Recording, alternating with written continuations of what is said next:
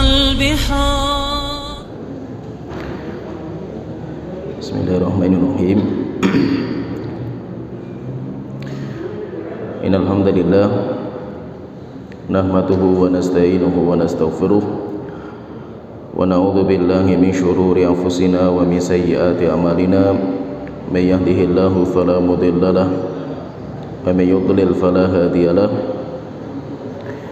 وأشهد أن لا إله إلا الله وحده لا شريك له وأشهد أن محمدا عبده ورسوله. أما بعد. Kita melanjutkan pembahasan tentang tanda-tanda hari kiamat, dan kita akan masuk ke tanda berikutnya, tanda yang ke-12, yaitu diyaul amanah, dicabutnya sifat amanah, hilang sifat amanah di dalam hati manusia. Yaitu di antara tanda-tanda hari kiamat, semakin dekat dengan hari kiamat, maka sifat amanah itu semakin hilang di dada-dada manusia. Dan mayoritas manusia ketika hilang sifat amanah, maka mereka menjadi pengkhianat, sehingga sudah tidak memikirkan kepercayaan mereka. Dan hadis yang menceritakan masalah ini banyak. Di antaranya hadis yang sahih dikeluarkan oleh Imam Bukhari dari Abu Hurairah radhiyallahu anhu. Rasulullah sallallahu alaihi wasallam, beliau didatangi oleh seorang sahabat. Kemudian beliau bertanya, sahabat ini bertanya tentang kapan hari kiamat. Maka Rasulullah sallallahu alaihi wasallam beliau bersabda, "Idza duyyi'atil amanatu fangtadhiri sa'ah." Jika amanah sudah disia-siakan, sudah dihilangkan di dalam hati manusia, maka tinggal tunggu datangnya hari kiamat. Akhirnya orang itu bertanya lagi, "Kaifa idha'atuha ya Rasulullah?" Bagaimana hilangnya amanah wahai Rasulullah? Disia-siakan amanah itu maksudnya apa? Maka Rasulullah sallallahu alaihi wasallam beliau bersabda, "Idza usnidal amru ila ghairi ahlihi." Jika perkara diserahkan kepada orang yang bukan ahlinya, fangtadhiri sa'ah, maka tunggulah datangnya hari kiamat.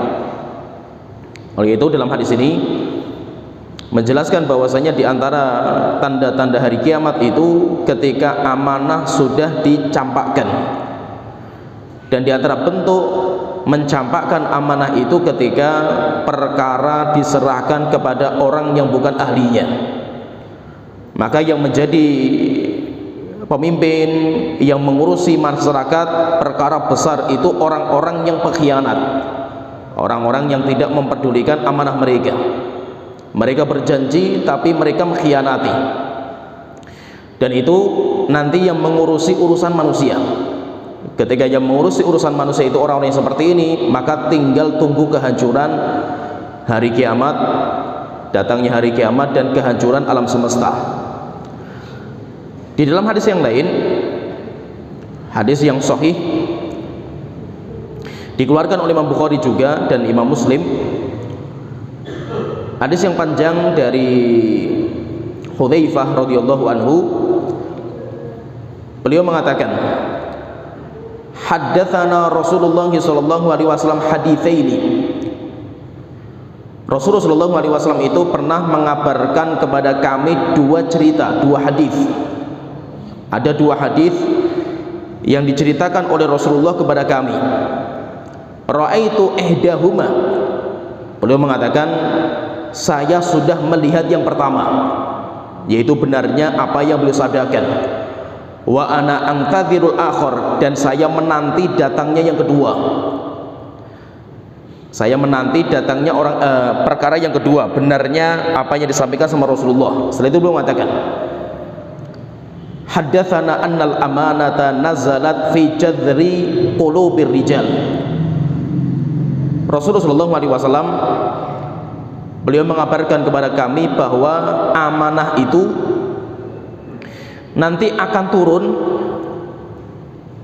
dari pangkal hatinya manusia. Jadi amanah itu, sifat amanah itu muaranya dalam pangkalnya hati, di dasarnya hati. Tetapi lama-lama itu akan pudar, sehingga amanah itu akan hilang, akan hilang, akan hilang. Tsumma alimu minal Qur'ani, tsumma alimu minas sunnah. Ketika amanah itu masih kokoh dalam hati orang sampai masuk ke sanubari, dalam sanubari manusia, hati manusia itu, akhirnya orang itu dia akan mempelajari Al-Quran, mempelajari hadis, dan dia merasakan lezatnya. Dia ketika baca Al-Quran kemudian mempelajari hadis, dia merasakan lezatnya Al-Quran dan hadis. Kenapa? Karena amanah itu masih ada dalam hati sanubari mereka. Wa haddatsana an raf'iha, dan Rasulullah SAW itu, ini kabar yang pertama, yaitu Rasulullah SAW itu mengabarkan dua kabar, kata Hudzaifah tadi, saya sudah melihat yang pertama dan saya menunggu yang kedua. Yang pertama apa? Di sini sebutkan yang pertama itu, jika amanah masih kokoh dalam sanubari orang, dalam sanubari hati orang itu, niscaya orang itu akan merasakan lezatnya Al-Quran dan hadis, sehingga belajar Al-Quran dan hadis itu lezat sekali. Kemudian dia berjuang untuk mengamalkan, dan mengamalkan Al-Quran dan hadis itu rasanya lezat sekali. Kenapa? Karena amanah itu masih kokoh dalam hati orang. Setelah itu beliau mengatakan, wa haddatsana an raf'iha, dan Rasulullah SAW itu mengabarkan juga kepada kami tentang dicabutnya sifat amanah dari dada-dada manusia. Bagaimana cara mencabutnya itu? Maka Hudzaifah cerita, Rasulullah SAW mengatakan, yanamur rajulun naumata. Kisah pencabutan amanah itu, ada seseorang yang dia itu sedang tidur. Fatuqbatul amanatu min qalbihi. Ketika dia tidur dengan pulasnya, tiba-tiba amanah itu dicabut dalam dadanya. Sehingga apa? Sehingga awalnya dia amanah, awalnya hatinya itu masih kuat amanahnya itu. Kemudian ketika tidur, bangun tidur, amanah yang kuat di dalam hati dicabut. Fayadhillu atharuha mithlu atharil waqt. Dan ketika amanah itu dicabut, belum total, masih ada bekasnya, maka bekasnya itu seperti orang yang terkena bekas tinta. Orang kena bekas tinta masih bisa dia bersihkan, tapi masih ada bekasnya itu. Amanahnya masih ada, tapi cuma membekas. Kenapa? Karena sudah dicabut, dari pangkalnya itu sudah dicabut, tapi masih ada bekasnya. Berarti apa? Berarti masih ada sifat amanah walaupun cuma bekasnya tok. Setelah itu Rasulullah mengatakan, tsumma yanamun naumata. Kemudian orang itu tidur lagi. Orang itu tidur lagi. Fatuqbadu, kemudian amanah dicabut yang kedua, yaitu dicabut lagi. Fayabqa atharuha mithlul majl. Kemudian bekasnya itu, yaitu bekas cabukannya itu, seperti kalau kita itu mencabut sesuatu di dalam kulit kita ini. Kalau kulit kita itu dicabut, maka nanti ada bekasnya. Bekasnya itu apa? Bekasnya itu luka yang keluar nanahnya. Jadi ada nanahnya yang nonjol itu. Beliau mengatakan gambarannya itu seperti ketika diri kita itu disobek atau dicabut kulit kita itu, maka beliau mengatakan kajamrotin dahrojathu ala rijlika. Gambarannya itu kayak kaki kamu itu menginjak bara api. Fanafato, akhirnya ketika menginjak bara api melepuh. Ketika melepuh nanti melendung itu. Kemudian dalamnya itu ada nanahnya. Fatarahu munbatira, dan kamu melihat luka kamu itu ada airnya, yaitu membulat. Walaysa fihi syai'un fayas. Kemudian ketika, yaitu kayak luka. Jadi ketika itu kayak luka, ketika disobek atau ditusuk itu lukanya, maka keluar airnya. Rasulullah mengatakan kedua, yaitu ketika dicabut yang kedua amanah itu, maka amanah ketika hilang itu ada bekasnya. bekasnya kayak luka seperti itu. Sampai akhirnya apa kata Rasulullah mengatakan, ketika sudah airnya keluar maka hilang. Sampai akhirnya apa? Amanah itu sudah nggak ada dalam hati manusia lagi. Setelah itu Rasulullah mengatakan, fayusbihun nasu yatabaya'una.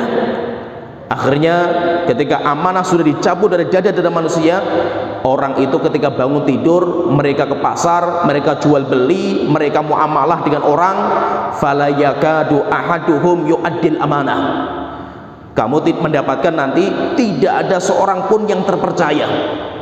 Semuanya pendusta, semuanya pengkhianat, tidak ada di antara mereka yang terpercaya.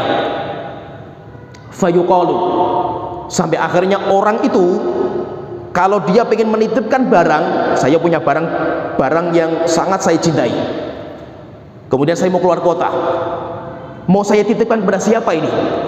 Saya mencari orang yang paling amanah itu. Akhirnya saya keliling-keliling itu. Di kampung ini siapa orang yang paling terpercaya? Di kampung ini siapa yang paling amanah? Di kota ini siapa yang paling amanah? Saya cari itu. Fayuqalu, sampai akhirnya ada orang yang terkenal. Orang-orang mengatakan itu, inna fi bani fulan rajulan aminan. Oh, kalau kamu pengen mencari orang yang amanah itu di kampung sebelah. Di sana ada orang yang sangat terpercaya.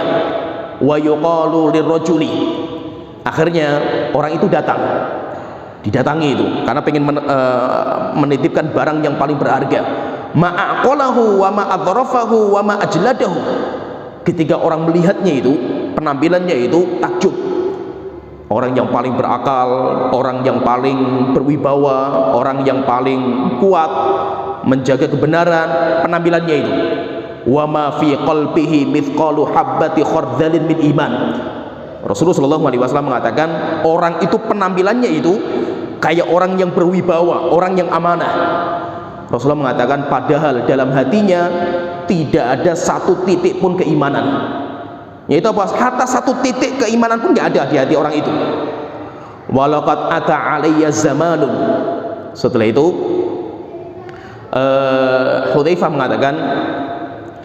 Hudzaifah beliau mengatakan, walaqad ata alayya zamanun, dan sungguh di zamanku ini, di zamannya Hudzaifah, telah datang kepadaku sebuah zaman, wa ma ubali ayyukum bayatu, sampai saya sudah nggak peduli dengan siapa saya membaiat. Saya sudah nggak peduli lagi. La in kana musliman raddahul Islam, jika memang orang itu orang muslim, hatinya punya keimanan, maka semoga keimanan dia itu diterima sama Allah Ta'ala. Wa in kana nasraniyan raddahu alayya sa'ihi, jika memang rupanya orang itu orang Kristen, maka semoga dia pun mendapatkan jerih payah dia di hadapan Allah Ta'ala. Wa ammal yaum, kalau sekarang ini, hari ini, kata Hudzaifah ini, hari ini, fama kuntu ubayyi'u illa fulanan wa fulanan, saya tidak akan membaiat kecuali hanya beberapa orang saja yang saya kenal. Kenapa? Karena itu orang yang dikenal akan keimanan dia. Kalau kita perhatikan hadis ini, hadis yang panjang ini menggambarkan bagaimana nanti amanah itu akan dicabut. Dan itu kata Hudzaifah itu, Hudzaifah pun zaman itu sudah tidak bisa membedakan mana yang amanah dan yang mana yang tidak. Terkadang apa? Terkadang kita terkecoh dengan penampilan, tapi kita nggak tahu isi hatinya. Maka itu dulu ketika zaman awal zaman Islam, zamannya Rasulullah SAW, amanah itu menjadi karakter seorang muslim. Sehingga namanya orang muslim itu dia terpercaya. Tidak mungkin seorang muslim itu pendusta. Sampai Rasulullah SAW itu ditanya, ya Rasulullah, apakah seorang muslim itu berzina? Maka beliau mengatakan mungkin. Apakah seorang muslim itu mencuri? Rasulullah mengatakan mungkin. Kalau dia berbuat dosa, ada syahwat. Tapi Rasulullah ditanya, ya Rasulullah, apakah seorang muslim itu berdusta? Beliau mengatakan, saya tidak pernah namanya terbetik dalam pikiran saya ada seorang muslim punya keimanan dalam hatinya kemudian dia berdusta. Kenapa? Karena tidak mungkin orang muslim itu berdusta. Jadi menunjukkan apa? Awal-awal Islam itu namanya sifat amanah itu luar biasa kuat sekali. Sehingga apa? Sehingga Islam jaya. Kenapa? Karena yang membawa panji-panji Islam itu orang-orang yang terpercaya. Tetapi setelah itu amanah itu dicabut. Ketika sifat amanah dicabut, akhirnya sudah kita susah sekali mendapatkan orang yang terpercaya. Terkadang ada orang yang secara dohirnya itu orang hebat, secara dohirnya itu orang yang bagus, padahal hatinya rusak. Kenapa? Karena itu akhir zaman. Dan akhir zaman ini, ketika sifat amanah sekarang itu sudah tidak ada harganya. Akhir zaman ini seperti ini, apalagi mengurusi tentang masalah kepemimpinan. Masalah kepemimpinan itu sesuatu yang kita lihat zaman sekarang itu sangat mengerikan. Amanah sudah diobral, sehingga orang dia mengobral janji-janji, dan orang pun tahu semuanya itu pasti dia akan berkhianat itu. Akhirnya di akhir zaman, ketika Islam sudah mulai ditinggalkan, kebodohan sudah merajalela, akhirnya apa? Akhirnya yang diangkat di hadapan masyarakat itu orang-orang yang pendusta. Sedangkan orang-orang yang terpercaya, orang-orang yang amanah, siap-siap dia akan disingkirkan, diinjak-injak, akan dihina di hadapan masyarakat. Kenapa? Karena kondisi rusaknya akhir zaman. Dan rusaknya akhir zaman ini, kenapa amanah bisa dicabut itu? Kata para ulama, amanah itu dicabut ketika ilmu agama Islam itu hilang. Oleh itu, kenapa di sini itu hadis tadi yang membicarakan tentang amanah yang dicabut itu, hadis yang dikeluarkan Imam Bukhari tadi itu, hadis yang panjang itu, dimasukkan oleh Imam Bukhari dalam Kitabul Ilmi. Jadi Imam Bukhari dalam sahihnya itu punya kitab namanya Kitabul Ilmi, pembahasan tentang masalah ilmu. Setelah itu beliau menyebutkan masalah ini, yaitu apa? Di antara tanda akhir zaman itu ketika ilmu dicabut. Dan ketika ilmu dicabut, hasilnya apa? Hasilnya sifat amanah itu hilang. Maka ketika menyebutkan kenapa kok dimasukkan hadis ini dalam bab namanya ilmu itu, akhirnya Imam Ibnu Hajar itu mengatakan dalam Fathul Bari ketika menyebutkan masalah ini, beliau mengatakan wa munasabatu hadzal matni li kitabil ilmi. Kenapa Imam Bukhari itu menyebutkan hadis ini dalam Kitabul Ilmi? Maka beliau mengatakan anna isnadal amri ila ghairi ahlihi. Sesungguhnya kita itu sesungguhnya menempatkan orang bukan pada posisinya ini, bukan pada ahlinya. Ada perkara diserahkan kepada orang yang bukan ahlinya. Perkara besar diserahkan kepada orang yang bukan ahlinya, tidak mungkin terjadi. Tidak mungkin terjadi, kata beliau, innama yakunu inda ghalabatil jahl. Kecuali apa? Kecuali kebodohan merajalela. Wa raf'il ilmi, dan ilmu itu diangkat.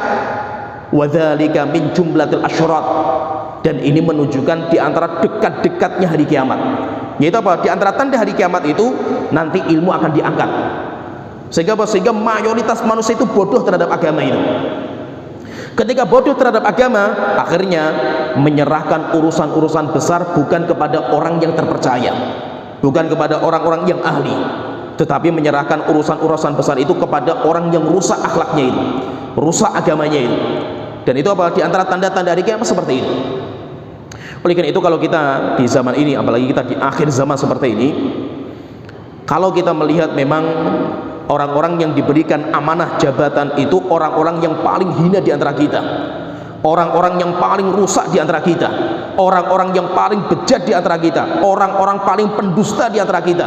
Dan itu akan terjadi, dan kita sudah melihat, seperti ini. Kenapa? Karena memang rusaknya akhir zaman ini, yaitu zaman yang sudah parah dan sudah rusak seperti ini. Maka itu di antara tanda hari kiamat, itu seorang pendusta akan diberikan jabatan, dan seorang yang terpercaya akan disingkirkan. Dan banyak sekali hadis yang menceritakan seperti ini, banyak sekali.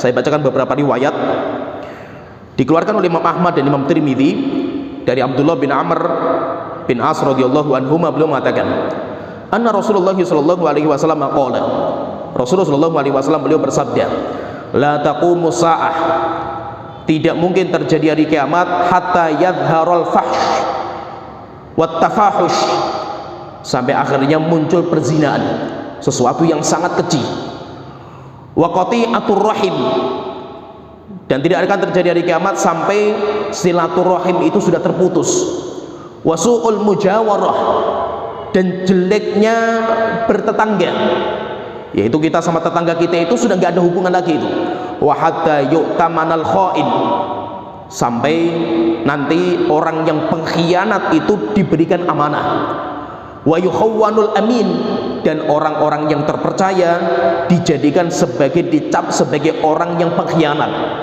Berarti apa? Berarti zaman itu sudah kebalik. Zaman itu sudah kebalik.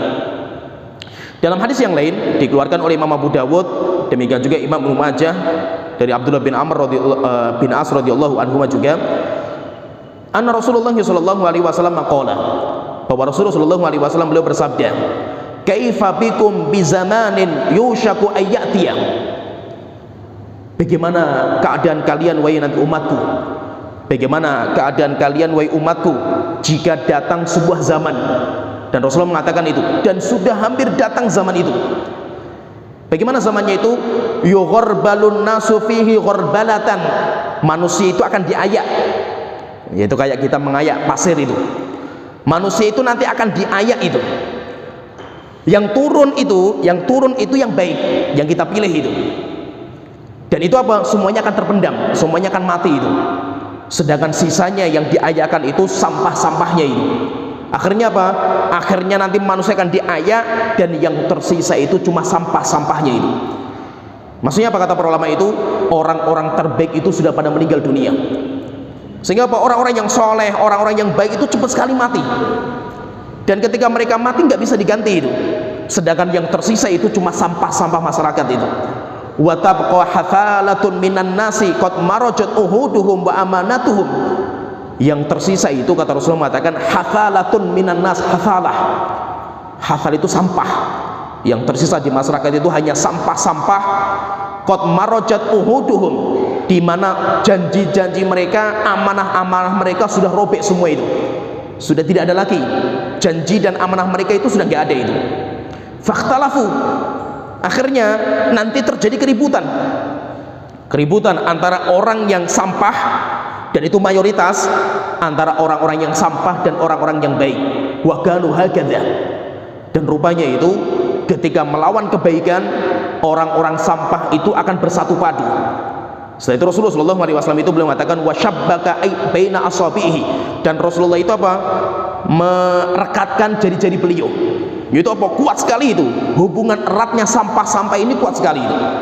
Sehingga apa? Sesama pelacur, sesama korupsi, sesama pendusta kumpul jadi satu. Dan mereka apa? Akan bikin komunitas, dan mereka akan menguatkan pasukan mereka. Sedangkan orang-orang yang di luar pasukan mereka, yang baik, yang soleh, yang amanah, itu akan dihajar sama mereka itu. Kalau akhirnya para sahabat mengatakan, kaifa bina ya Rasulullah idza kana dzalika. Wahai Rasulullah, kalau kita mendapatkan zaman seperti itu, terus bagaimana sikap kita itu? Yaitu apa? Kita mendapatkan orang baik itu minoritas, orang baik minoritas, orang jahat itu mayoritas, dan orang jahat itu bersatu padu. Mereka kuat sekali hubungannya itu. Mereka bersatu padu untuk menghabisi orang-orang yang baik itu. Bagaimana kalau kita mendapatkan zaman seperti ini wahai Rasulullah? Maka Rasulullah mengatakan, ta'khuduna mimma ta'rifun. Sudah, kalau seperti ini, kamu ambil apa-apa yang kamu ketahui saja. Jadi maksudnya hati-hati. Apa yang kamu ketahui halal ambil, yang masih syubhat tinggalkan. Wa tad'una ma tunkirun, dan apa-apa yang hati kamu ingkari tinggalkan. Setelah itu Rasulullah mengatakan wa taqbaluna ala khassatikum, dan kamu kumpullah bersama orang-orang pilihan. Kemudian apa? Wa tadharuna amra amatikum, dan kamu tinggalkan urusan mayoritas masyarakat. Kalau kamu ikuti mayoritas orang, kamu pun akan tenggelam juga itu. Kenapa? Karena mereka bersatu padu. Orang-orang jeleknya itu mayoritas, mereka bersatu padu. Kalau kita ikuti mereka, habis juga kita itu. Terus bagaimana kalau seperti ini? Cari orang-orang pilihan, orang-orang terbaik, kita kumpul dengan mereka. Sehingga apa? Sehingga kita itu menguatkan kekuatan kita itu dengan orang-orang yang baik, walaupun jumlahnya minoritas. Walaupun apa? Orang-orang yang baik itu dicaci maki, dihujat, dan yang lainnya lah itu. Sedangkan orang-orang yang jahat itu kumpul, mereka punya kekuatan, mereka punya media, dan yang lainnya itu. Akhirnya apa? Kita hanya bisa ngelus dada saja itu di zaman seperti ini. Dalam hadis yang lain, Rasulullah SAW juga menceritakan bagaimana ngerinya akhir zaman ini. Rasulullah SAW beliau mengatakan, Dikeluarkan oleh Imam Ahmad, Imam Ibnu Majah dan yang lainnya dari Abu Hurairah dan Anas bin Malik radhiyallahu anhuma, Rasulullah sallallahu alaihi wasallam beliau bersabda, "Sayati 'alan nasi qabla sa'ati sanawatun khadda'ah." Rasulullah mengatakan, akan datang kepada manusia di dekat-dekat hari kiamat, sebelum datangnya hari kiamat itu, dekat-dekat dengan hari kiamat itu, akan datang kepada manusia sanawatun khadda'ah, tahun-tahun yang menipu, tahun-tahun yang sangat menipu, sehingga kalau kita itu masuk di tahun itu, kita masuk di zaman itu, zaman yang penuh dengan tipu daya. Yusaddaqu fihil kadzib, orang pendusta akan dijujurkan di masyarakat, diangkat, diagungkan, terus luar biasa kalah di masyarakat kita ini. Wa yukadzdzabu fihi shadiq, sedangkan orang yang benar, orang yang jujur, orang yang terpercaya dicaci maki, dihujat, disingkirkan. Wa yu'tamanu fihil kha'in, seorang pengkhianat akan diberikan jabatan. Wa yukhawwanu fihil amin, sedangkan orang yang terpercaya, orang yang amanah, dia akan disingkirkan jabatannya itu. Wa yantiqu fihimur ruwaibidah, dan ketika sudah zaman semakin parah lagi, maka nanti akan muncul ruwaibidah. Rasulullah di sini mengatakan apa? Ruwaibidah. Berarti ini ucapan ruwaibidah. Akhirnya Rasulullah sallallahu alaihi wasallam ditanya, "Ya Rasulullah, qila wa mar ruwaibidah?" Wahai Rasulullah, ruwaibidah itu siapa? Dan itu semakin banyak itu, nanti semakin banyak ruwaibidah itu bermunculan itu. Maka Rasulullah mengatakan, ruwaibidah itu siapa? Ar-rajulu tafih yatakallamu fi amril amah, orang yang tafih itu hina, orang bodoh, orang hina, tapi dia berbicara perkara-perkara yang besar, menyangkut hajat orang banyak. Dalam riwayat yang lain Rasulullah mengatakan al-fuwaisik, orang-orang fasik, enggak sholat, minum khamr, dia dan yang lainnya itu, yatakallamu fi amril amah, tapi dia berbicara perkara-perkara yang besar. Berarti apa? Menunjukkan zaman ini semakin dekat sama hari kiamat, semakin mengerikan. Rasulullah di sini mengatakan dengan istilah namanya sanawat khadda'ah, hari-hari yang penuh dengan tipu daya. Dalam riwayat yang lain juga Rasulullah SAW itu belum mengatakan, kalau tadi istilahnya sanawatul khadda'ah, kalau dalam riwayat yang lain Rasulullah mengatakan, yaitu ada seorang sahabat, dia ditanya, Abu Umamah al-Bahili, dia ditanya, Abu Tha'labah al-Khushani, ada seorang tanya kepada beliau, "Wahai Abu Tha'labah, saya mendapatkan sebuah ayat yang membuat saya bingung, maka saya tanya kepada engkau, karena engkau seorang sahabat itu, yaitu Allah Ta'ala berfirman, alaikum anfusakum, sudah kalian pikir diri kalian sendiri-sendiri, la yadurrukum man dhalla idza tadaitum, kalian gak usah mikir manusia itu. Kenapa? Karena orang-orang yang sesat tidak akan memadorkan kalian." Akhirnya orang ini tanya, "Wahai Abu Tha'labah, saya ketika membaca ayat ini, saya itu kok memahami seakan-akan dakwah amar ma'ruf itu nggak bermanfaat." Kenapa? Karena dalam ayatnya itu kan alaikum anfusakum, kamu pikir diri kamu sendiri, jangan mikir orang. Kenapa? Karena orang-orang yang sesat itu tidak akan merusak keimanan kalian kalau kalian mikir diri sendiri itu. Seakan-akan jihad itu nggak, dakwah itu nggak ada ya. Akhirnya beliau mengatakan, saya pun ketika dulu pernah baca ayat ini itu saya bingung juga itu.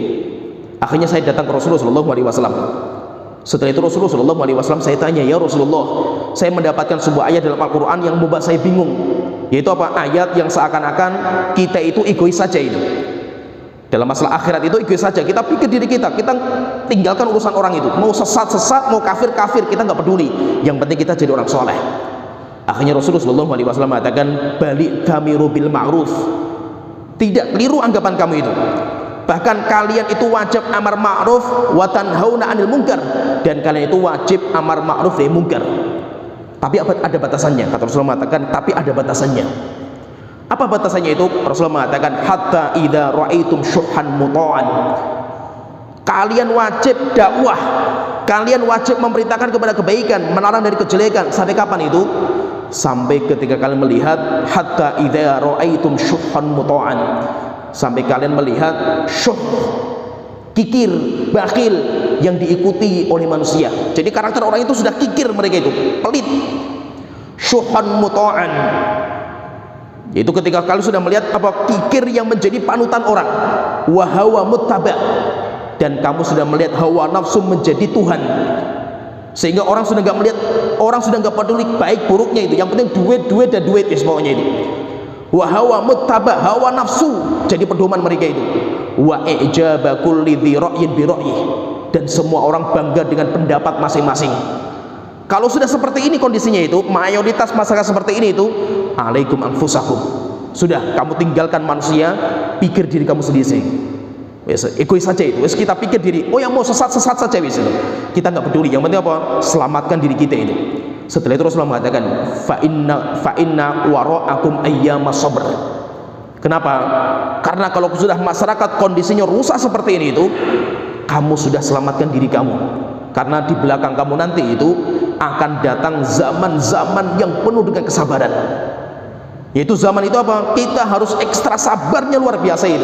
Kenapa itu? Rasulullah mengatakan itu karena di zaman itu orang-orang yang menjadi pemimpin, orang yang diberikan amanah, orang yang paling bejat di antara kalian, dan orang-orang yang dihina, orang-orang yang dicaci maki, orang-orang yang disingkirkan, orang yang terbaik di antara kalian. Setelah itu Rasulullah mengatakan itu, wal mutamassik bidinihi kal qabidi alal jamar, dan orang yang berpegang teguh kepada agamanya di zaman itu bagaikan orang yang memegang bara api. Jadi banyak ibaratnya kayak qabidul al-jamar, orang megang bara api itu. Kita ngambil bara api, kita pegang, panasnya luar biasa itu, pengen langsung kita lepas itu. Demikian juga apa, orang yang memegang agama itu kayak megang bara api.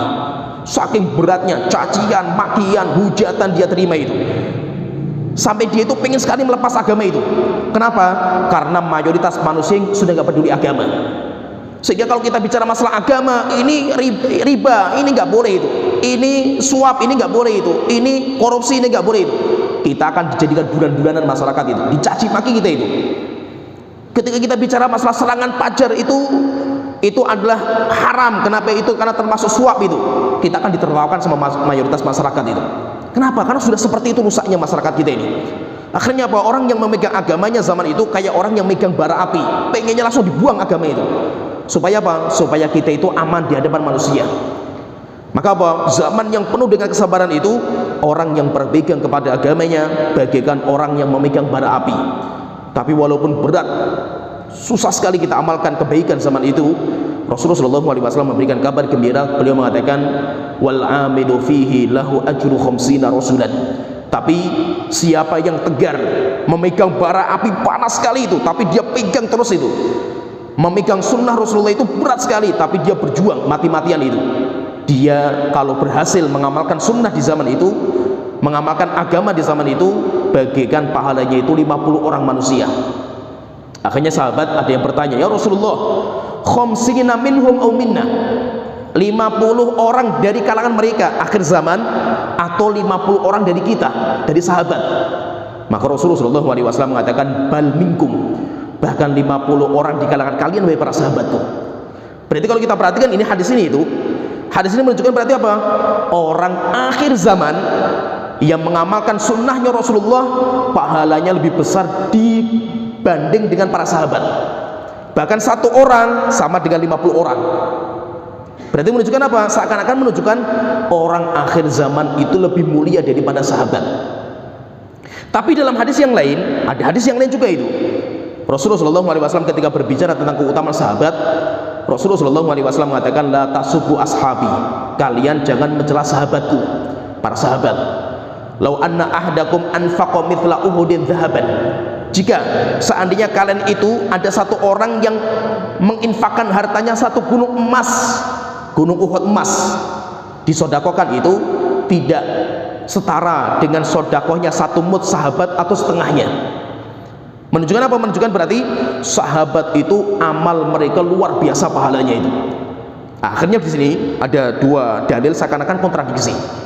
Hadis yang pertama, sodakoh satu gunung emas orang selain sahabat itu enggak setara dengan sodakohnya satu genggaman tangan sahabat. Berarti menunjukkan apa? Amal sahabat kecil itu pahalanya luar biasa dibandingkan dengan orang-orang selain sahabat. Sedangkan hadis yang tadi kita sebutkan itu, orang akhir zaman yang mengamalkan satu sunnah pahalanya 50 sahabat. Terus bagaimana kita menggabungkan riwayat ini? Maka kita katakan ini, Orang itu mengamalkan satu amal soleh ini. Kita sama-sama mengamalkan amal soleh itu. Pahalanya di hadapan Allah itu berbeda-beda sesuai dengan berat dan susahnya kita mengamalkan. Semakin kita itu mengamalkan amal kebaikan itu semakin susah, pahalanya semakin besar daripada orang-orang yang tidak mendapatkan ujian. Oleh itu coba kalau kita perhatikan, misalkan 7 golongan yang dinaungi sama Allah Ta'ala itu pemuda yang menghabiskan masa muda untuk ibadah. Kenapa pemuda? Bukan orang tua, karena pemuda lebih susah ibadah daripada orang tua. Seorang pemimpin yang adil, kenapa hanya pemimpin? Masyarakat yang adil kenapa nggak dianggap dalam 7 golongan itu? Karena pemimpin yang adil lebih berat daripada masyarakat yang adil, karena mereka punya jabatan. Seorang laki-laki yang diajak berzina, rajulun da'athu imra'atun, laki-laki diajak berzina sama seorang wanita yang cantik, dia mengatakan saya takut kepada Allah Ta'ala. Kenapa kok kita nggak seperti itu gitu? Keutamanya itu karena beda, dia sudah zina depan mata itu. Bahkan perempuan yang pengen ngajak zina itu dan dia bisa meninggalkan, pahalanya luar biasa. Maka itu apa? Mengamalkan sunnah itu tergantung berat dan mudahnya kita mengamalkan. Semakin berat kita mengamalkan sunnah karena hujatan, cacian kita rasakan, maka pahalanya semakin besar. Maka itu kata para ulama itu, hadis yang tadi Rasulullah mengatakan tentang sahabat, la tasubbu ashabi, kalian jangan mencela sahabatku, itu ditujukan kepada siapa? Hadis itu ditujukan kepada Khalid bin Walid. Kenapa? Khalid bin Walid itu pernah suatu ketika itu punya masalah sama Abdurrahman bin Auf. Khalid bin Walid walaupun sahabat yang luar biasa, tapi dia masuk Islam di akhir-akhir. Sedangkan Abdurrahman bin Auf dia masuk Islam di awal-awal. Ketika suatu ketika terjadi masalah itu sampai Khalid bin Walid mencela Abdurrahman bin Auf. Akhirnya Rasulullah mengatakan kepada Khalid bin Walid, la tasubbu ashabi, kamu jangan mencela sahabatku. Kenapa? Sahabat yang awal masuk Islam dengan sahabat yang akhir masuk Islam ketika Islam sudah jaya, beda sekali derajatnya itu. Maka itu orang yang dia itu di akhir zaman, dia itu mengamalkan Islam susah mati-matian, dia itu pahalanya luar biasa besarnya itu. Maka itu terkadang misalkan satu amal, misalkan berjenggot, jenggotnya orang kita, orang Indonesia itu dengan jenggotnya orang Arab Saudi, dengan jenggotnya mungkin orang-orang yang ada di Eropa, beda. Walaupun sama-sama satu sunnah itu.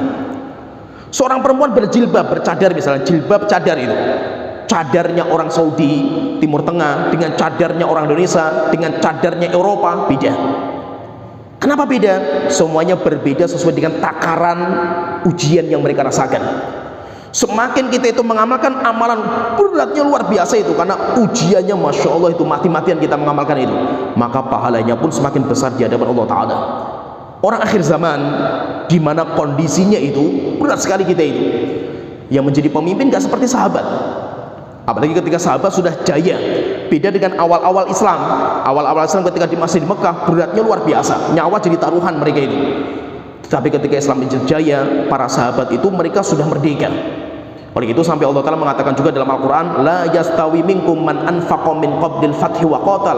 Beda, Allah Ta'ala mengatakan beda, nggak sama orang yang berjihad, orang yang sodakoh sebelum dibuka kota Mekah dengan setelahnya. Sama-sama sodakoh, sama-sama sahabat mereka itu, sama-sama sodakoh, sama-sama berjihad, beda kualitasnya itu. Ulaika a'dhamu darajatan minal ladzina anfaqu min ba'du wa qatalu. Orang-orang yang awal-awal masuk Islam, mereka berjihad, mereka bersodakoh, pahalanya jauh lebih tinggi daripada orang-orang yang berjihad, orang-orang yang sodakoh setelah dibukanya kota Mekah. Walaupun apa? Semuanya kebaikan. Maka itu demikian juga kita di akhir zaman seperti ini, kita merasakan mengamalkan sunnah itu luar biasa. Apalagi apa? Ketika musuh-musuh kita bersatu padu, musuh-musuh kita bersatu padu itu, akhirnya apa? Nanti mereka akan membuat image, akan menggambarkan sunnah itu dengan gambaran yang buruk. Seperti yang kita lihat sekarang ini, kasus sekarang ini, bom yang meledak di Makassar ini. Siapa yang bicara itu? Yang bicara tentang kasus ini siapa itu? Orang-orang yang diangkat di masyarakat itu, jadi tokoh besar di ormas Islam, tiba-tiba mengatakan bahwasanya cikal bakal teroris itu adalah Wahabi, Salafi. Dengan lantangnya dia mengatakan seperti ini. Akhirnya apa? Tujuan dia itu apa? Pasti nanti akan menyudutkan dakwah sunnah. Sehingga apa? Pasti nanti dia akan mengatakan, melabeli jenggot, cadar, cingkrang, itu tanda-tanda terorisme. Sehingga apa? Kita siap-siap saja itu. Nanti kita yang berjenggot dibikin di media, di opini itu teroris. Cingkrang, teroris. Cadaran, teroris. Dan yang membuat opini ini bukan orang-orang biasa di masyarakat, orang-orang yang diangkat. Tapi siapa mereka itu? Orang-orang yang pengkhianat, orang-orang yang tidak punya amanah lagi itu, orang yang tidak terpercaya, orang-orang pendusta, orang-orang yang sudah tidak punya rasa malu lagi, dan mereka diangkat di masyarakat. Omongan mereka didengar, dan kita sudah mendapatkan zaman itu. Maka itu apa? Sabar mengamalkan sunnah di akhir zaman itu berat sekali itu. Pengennya langsung dilepas, pengennya itu kayak kita megang bara api itu. Tapi kalau kita sabar itu pahalanya luar biasa. Ya, sampai di sini pembahasan kita. Nanti insya Allah kita lanjut lagi pembahasan berikutnya di antara tanda-tanda hari kiamat. Dan intinya terkadang tanda-tanda hari kiamat itu kita sudah merasakan sekali itu. Kita itu merasakan sekali itu. Walaupun apa? Walaupun kita belum berani memastikan bahwasanya sudah tinggal beberapa tahun lagi hari kiamat akan terjadi, belum tentu. Belum tentu. Walaupun kita merasakan sudah seberat ini di negeri kita itu belum tentu. Tetapi perlu kita ingat bahwasanya apa yang kita rasakan dari beratnya dakwah, beratnya mengamalkan Islam, beratnya mengamalkan sunnah di negeri kita itu masih mudah daripada negara-negara mayoritas. Kita masih muda, kita masih diberikan kebebasan. Kita perlu bersyukur kepada Allah Ta'ala yang telah memberikan negeri kita itu kebebasan, sehingga dakwah semuanya berkembang. Yang kekafiran berkembang, komunis berkembang, dakwah sunnah pun juga harus berkembang. Alhamdulillahnya apa? Kita masih diberikan kebebasan untuk berdakwah. Maka kita lawan dakwah kekufuran, kesyirikan, itu kita lawan dengan dakwah sunnah sebanyak-banyaknya. Maka kalau seandainya masyarakat Anda itu, kita punya keluarga, kita punya masyarakat yang mereka masih makan riba, berarti tanggung jawab dakwah itu masih dipikul di pundaknya antum semua itu. Ketika mayoritas masyarakat kita itu makannya suap, apalagi ketika masa pemilu mereka makan suap semuanya itu, berarti dakwah itu masih berat. Kita nggak usah keluar-keluar masalah pemimpin yang baik, pemimpin dan yang lainnya itu. Tanggung jawab dakwah itu masih berat sekali itu. Dan itu bukan hanya ustadz. Kebanyakan apa? Yang dibebankan itu hanya ustadz. Terus kemana yang lainnya itu? Apakah dakwah itu hanya Nabi Muhammad yang menjalankan itu? Para sahabat semuanya ikut terjun dalam dakwah. Walaupun para sahabat itu nggak harus jadi ulama.